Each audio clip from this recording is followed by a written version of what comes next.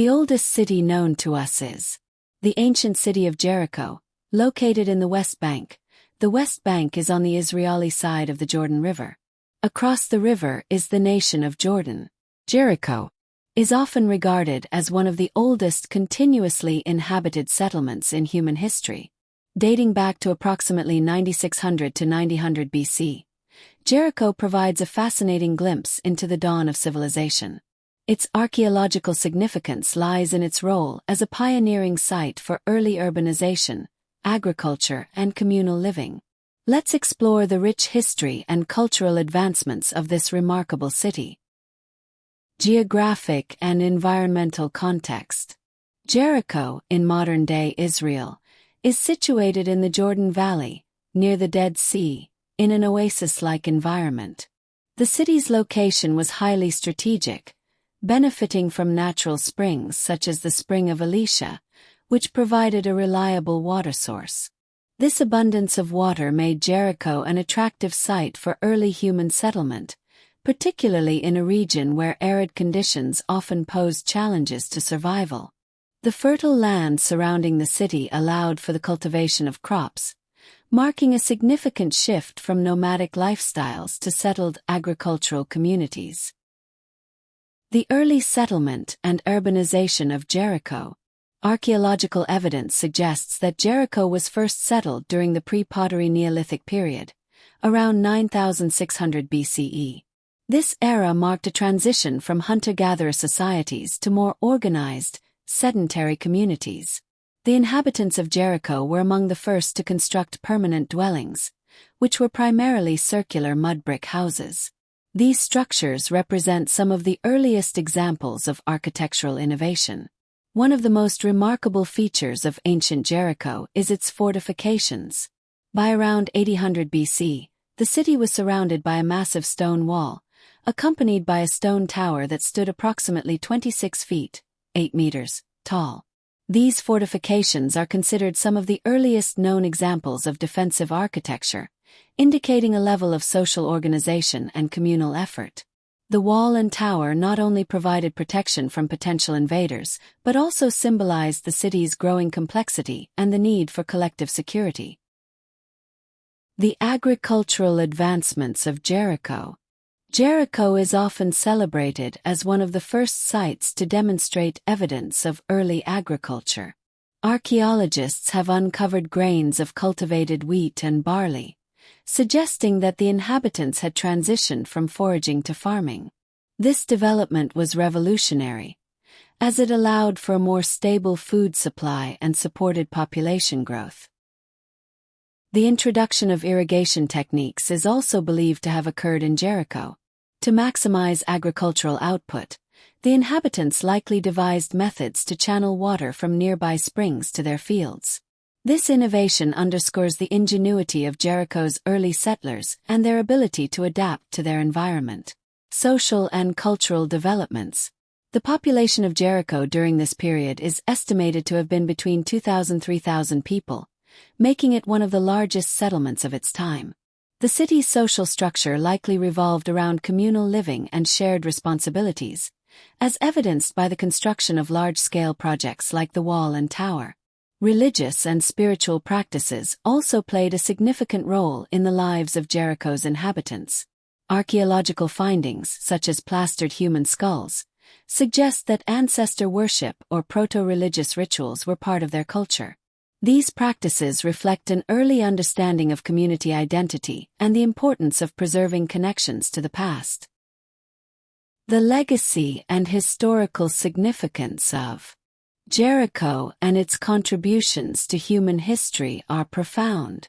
As one of the earliest examples of urbanization, the city set the stage for the development of more complex societies. Its advancements in agriculture, architecture, and social organization laid the groundwork for future civilizations. The city's archaeological remains continue to be a source of fascination for researchers and historians. Excavations have revealed layers of occupation, each providing insights into the evolution of human settlement and culture. Jericho stands as a testament to the resilience and ingenuity of early humans, offering a window into a time when the foundations of modern society were being established. Life in the oldest settlement of Jericho, dating back to around 9600 to 900 BCE, was shaped by the transition from nomadic lifestyles to organized sedentary communities. The inhabitants of Jericho were pioneers of early urban living, and their daily lives revolved around survival, innovation, and communal effort. Between 800 and 400 BC, Jericho's history spans the pre-pottery Neolithic A, PPNA, 8300 7000 BC, and pre-pottery Neolithic B, PPNB, 7000 6000 BC, with some developments continuing into the pottery Neolithic, 6000 4000 BC. Here's a concise overview based on archaeological findings.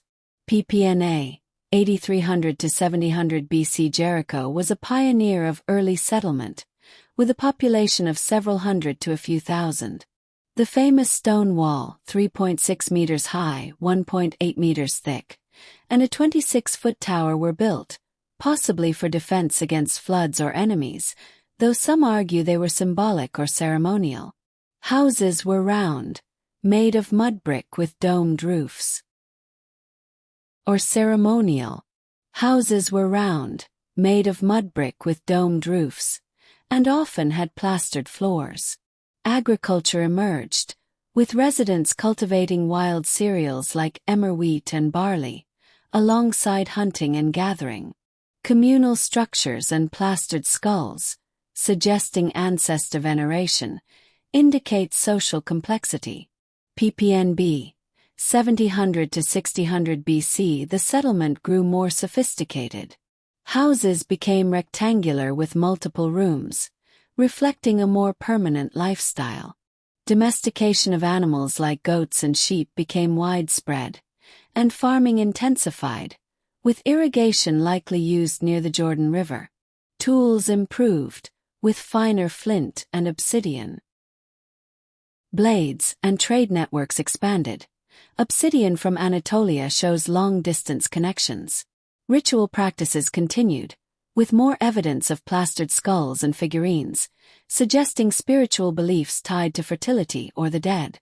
The population may have peaked around 2000 to 3000. Pottery Neolithic, 600 to 400 BC. By this time, Jericho saw the introduction of pottery, marking a cultural shift. The settlement may have contracted or been temporarily abandoned around 600 BC due to environmental changes, such as drought or soil depletion, but occupation resumed later.